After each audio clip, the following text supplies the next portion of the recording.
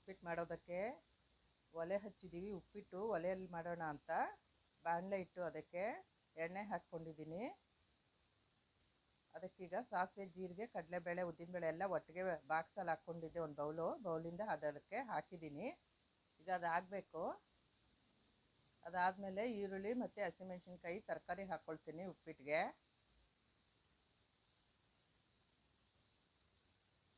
ಅದಾಗ್ತಾಯಿದೆ.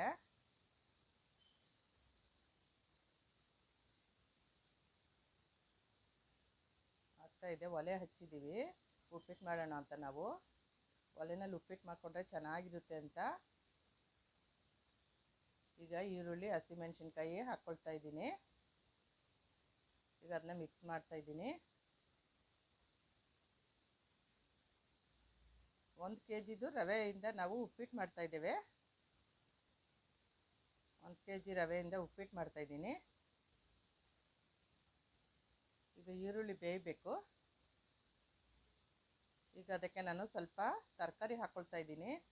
Beans ಮತ್ತು capsicum ಹಾಕ್ಕೊಳ್ತಾ ಇದ್ದೀನಿ. ಈಗ ಅದನ್ನ ನಾನು ಮಿಕ್ಸ್ ಮಾಡ್ತೀನಿ. ಇದಿನ್ನು ಬೇಯಬೇಕು. ಈಗ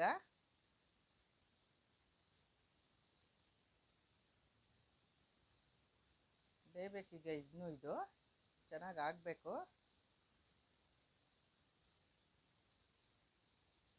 ನಮಗೆ ಒಂದು ಸ್ವಲ್ಪ ಬೈಲಿತ್ತು ಅಲ್ಲಿ ನಾವು ಒಲೆ ಹಾಕಿ ಮಾಡೋಣ, ಚೆನ್ನಾಗಿರುತ್ತೆ ಟೇಸ್ಟು ಅಂತ ಮಾಡ್ತಾಯಿದ್ದೀವಿ. ಒಲೆಯಲ್ಲಿ ನಾನು ಮಾಡ್ತಾಯಿದ್ದೀನಿ ಉಪ್ಪಿಟ್ಟನ್ನು.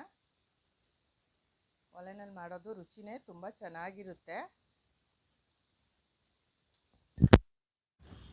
ಒಲೆಯಲ್ಲಿ ಮಾಡೋದು ರುಚಿನೇ ತುಂಬ ಚೆನ್ನಾಗಿರುತ್ತೆ.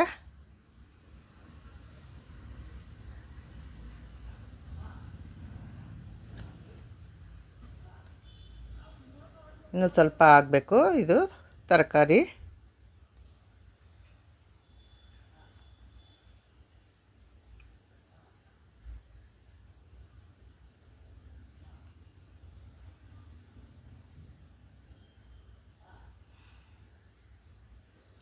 ಸ್ವಲ್ಪ ಆಗಬೇಕು. ಮರೆಯದೆ subscribe, like, share and comment ಮಾಡಿ. ಬೆಲ್ ಬಟನ್ ಪ್ರೆಸ್ ಮಾಡಿ, ಆಗ ಎಲ್ಲ ವೀಡಿಯೋಗಳು ಬರುತ್ತೆ. ಈಗ ಸ್ವಲ್ಪ ಕ್ಯಾರೆಟ್ ಹಾಕ್ಕೊಂಡಿದ್ದೀನಿ, ತುರಿದಿಟ್ಕೊಂಡಿರೋ ಕ್ಯಾರೆಟು ಉಪ್ಪಿಟ್ಟಿಗೆ. ಈಗ ಅದು 1-2 ನಿಮಿಷ ಆಗಬೇಕು.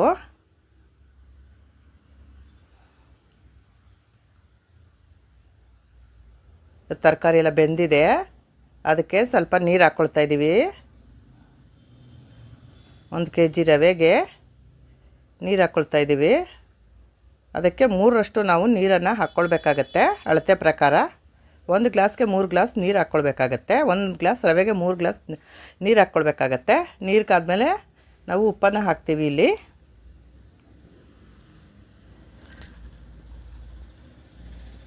ನೀರು ಕಾಯಬೇಕು. ಈಗ ನೀರು ಚೆನ್ನಾಗಿ ಕಾದಿದೆ. ಈಗ ರವೆ ಹಾಕ್ಕೊಳ್ತಾ ಇದ್ದೀನಿ. ಸ್ವಲ್ಪ ರವೆ ಹಾಕ್ಕೋಬೇಕು. ಅದಕ್ಕೆ ಸ್ವಲ್ಪ ರವೆ ಹಾಕ್ಕೊಳ್ತಾ ಇದ್ದೀನಿ.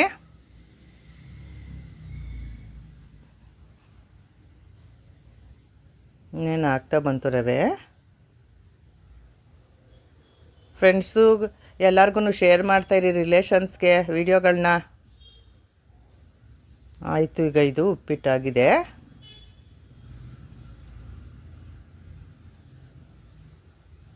ಇಷ್ಟಾದರೆ ಆಯಿತು.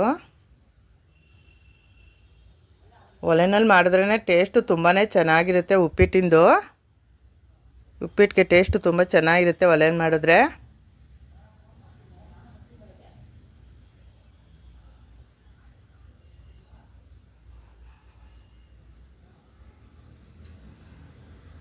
ಆಯ್ತು. ಈಗ ಇದು ಕರೆಕ್ಟಾಗಿ ರವೆ ಹಾಕಿದ್ದೀವಿ. ಅದಕ್ಕೆ ಸ್ವಲ್ಪ ಕೊತ್ತಂಬರಿ ಸೊಪ್ಪು ಹಚ್ಚಿಟ್ಕೊಂಡಿರೋದು ಹಾಕ್ತಾಯಿದ್ದೀನಿ. ಸ್ವಲ್ಪ ಕೊತ್ತಂಬರಿ ಸೊಪ್ಪು ಹಾಕಿಕೊಂಡಿದ್ದೀನಿ. ಈಗ ಅದನ್ನು ಮಿಕ್ಸ್ ಮಾಡ್ತಾಯಿದ್ದೀನಿ.